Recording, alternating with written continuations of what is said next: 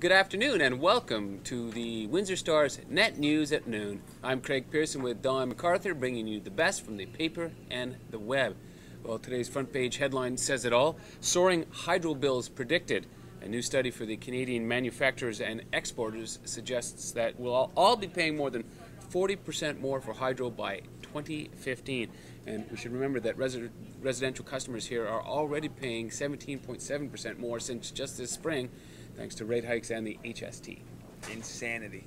Anyway, man, the free ride is over, folks. Parking enforcement officers, they are back on the street today, ticketing vehicles at expired meters, and because of a bylaw change, they're also ticketing vehicles at busted meters or meters that say fail. The city, remember, they've been losing about $1,000 a day since August 10th as they waited for a judge to sign off on a bylaw. By my rough calculations, we're out 25 G's. So you're saying that now if you pull up to a meter that won't take your money, it says fail. You're taking your life in your own hands there, and you could be getting a ticket. I would probably challenge it if that happened to me, but you'll be getting a ticket. Anyway, thousands of Detroit homes are without power this morning following a series of raging fires overnight that was jumping from house to house. Up to 50,000 customers were without power at one point. The fires were sparked by down hydro lines thanks to 80-kilometer-per-hour winds that toppled tree limbs. Well, yeah, man, I was golfing yesterday at Ambassador, and my golf ball, it was so windy, I was oscillating on the tee. I actually videotaped it and put it on YouTube. Is oscillating the right word? Oscillating, that's a golf word. It's allowed to oscillate, but if it moves, you get a penalty if you've addressed the ball. And anyway, folks, in some financial news, the Bank of Canada this morning, they raised their benchmark interest rates 25 basis points to 1%. Governor Mark Carney said the economy's moving along, but there's still some uncertainty. The loonie, it's risen about half a cent to just under 96 cents compared to the greenback. And things are heating up on the Municipal Campaign trail. As you know, the big deadline looms this Friday if you want to file your campaign papers to run for office.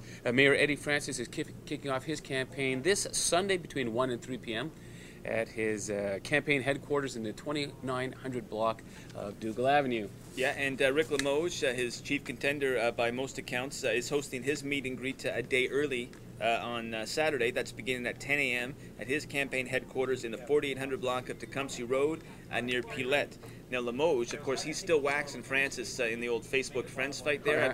I've been keeping tabs on this, like you guys know. Now Limoges, he was trailing in this early in the race. He's now way ahead. He's got 653 friends compared to just 317 for Francis. For those of you keeping track at home, that's more than double for Limoges.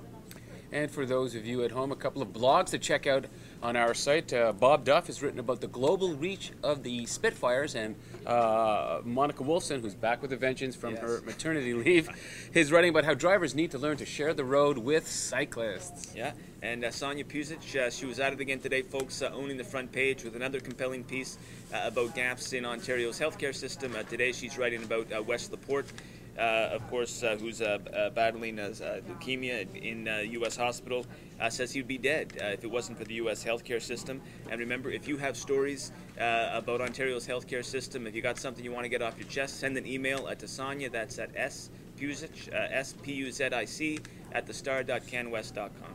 Now, this one came out shortly after our newscast yesterday, but it still warrants a mention because it's just that crazy. A 37-year-old Windsor woman is facing a spate of charges, including impaired driving, after police had to put up a roadblock to stop a car speeding at apparently 200 kilometers per hour down the wrong way on the 401. Yeah, pretty crazy. Spike belts deployed. They didn't have to use them, but on Labor Day, no less. Yeah, so there you go. Anyway, folks, so we asked and you delivered. Your back-to-school photos have been pouring in fast and furious, and I've been trying to post them to the website just as fast as I can. So keep them coming. Send us your photos to www.windsorstar.com/tips. We'll make you famous. All right. Okay, one thing, folks, I forgot to add, Humane Society, get online, get on Facebook, Google them up.